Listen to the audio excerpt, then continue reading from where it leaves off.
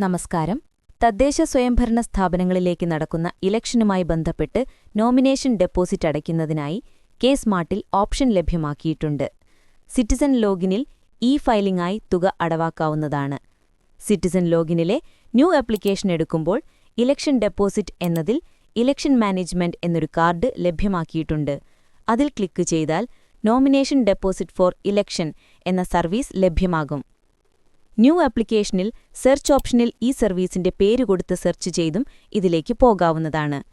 കൂടാതെ അതേഴ്സ് എന്നതിലും election management എന്ന കാർഡ് ലഭ്യമാണ്.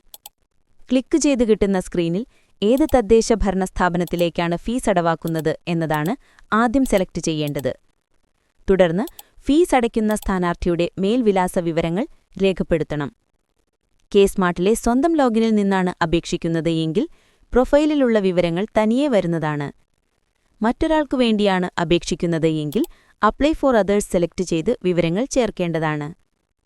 ജനറൽ ഡീറ്റെയിൽസ് എന്നതിലെ കാറ്റഗറിയിൽ സ്ഥാനാർത്ഥി ഉൾപ്പെടുന്ന കാറ്റഗറി, ജനറൽ പട്ടികജാതി, പട്ടികവർഗം നിർബന്ധമായും രേഖപ്പെടുത്തണം.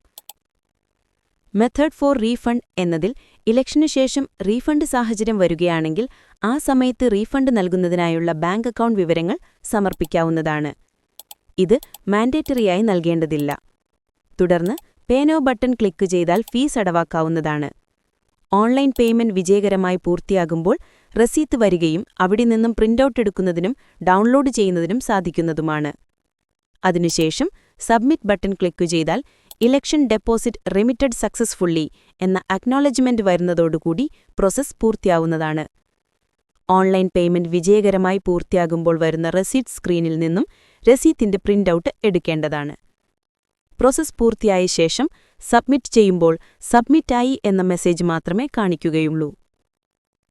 നന്ദി.